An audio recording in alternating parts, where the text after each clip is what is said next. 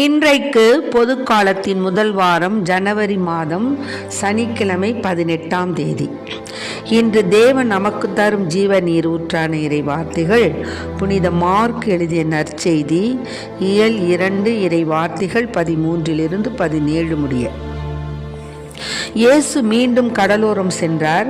மக்கள் கூட்டத்தினர் எல்லோரும் அவரிடம் வரவே அவர் அவர்களுக்கு கற்பித்தார்.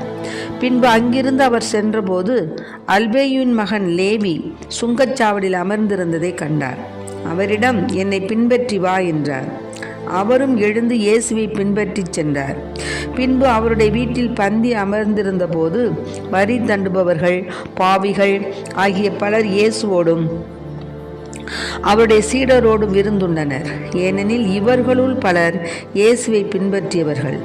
அவர் பாவிகளோடும் வரி தண்டுபவர்களோடும் உண்பதை பரிசேயரை சார்ந்த மறைநூல் அறிஞர் கண்டு அவருடைய சீடரிடம், இவர் வரி தண்டுபவர்களோடும் பாவிகளோடும் சேர்ந்து உண்பது ஏன் என்று கேட்டனர். இயேசு இதை கேட்டவுடன் அவர்களை நோக்கி, நோய் அற்றவருக்கு அல்ல, நோய் உற்றவருக்கே மருத்துவர் தேவை. நேர்மையாளர்களை அல்ல, பாவிகளையே அழைக்க வந்தேன் என்றார். ஆண்டவரின் அருள்வாக்கு. கிறிஸ்துவே மக்கு புகழ். என் இயேசு என் உள்ளம் தேடி வருகின்ற நேரம் இது. என் ஆன்மாவரை ஏற்றி போற்றி மகிழும் வேளை இது. என் இயேசு என் உள்ளம் தேடி வருகின்ற நேரம் இது. என் ஆன்மாவரை ஏற்றி போற்றி மகிழும் வேளை இது. என் தவம் நான் செய்தேன், என் நன்றி நான் சொல்வேன். என் தவம் நான் செய்தேன், என் நன்றி நான் சொல்வேன். என் இயேசு என் உள்ளம் தேடி வருகின்ற நேரம் இது. என் ஆன்மா அவரை ஏற்றி போற்றி மகிழும் வேளை இது. பசியால் வாடும் ஏழையின் நிலையில் பாவி நான் நின்றிருந்தேன். பரமன் இயேசு என் பாவத்தை அகற்றி அருளமுதை ஈந்தார். பசியால் வாடும் ஏழையின் நிலையில் பாவி நான் நின்றிருந்தேன். பரமன் இயேசு என் பாவத்தை அகற்றி அருளமுதை ஈந்தார். அருளமுதை ஈந்தார். என் இயேசு என் உள்ளம் தேடி வருகின்ற நேரம் இது.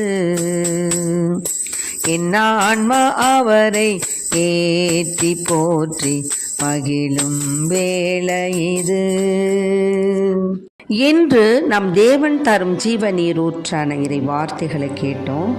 என்னென்னா, ஏசப்பா சுங்கச்சாவடியில் அமர்ந்திருந்த லேவி அவரை பார்த்துட்டு, என்னை பின்பற்றி வா அப்படின்னு சொன்னார். அவரும் எழுந்து ஏசப்பாவோட போனார். அவர் வீட்டில் எழுந்து போனதோடு இல்லாமல் இயேசுவை பின்தொடர்ந்து செல்கையில் தன் வீட்டில் ஒரு பந்தி, அதாவது விருந்தும் வைக்கிறார். யாராருக்குன்னா, வரி தண்டுபவர்கள், பாவிகள், அவரோட ஏசப்பா சேர்ந்து போய் அவரோட சாப்பிட்றாரு.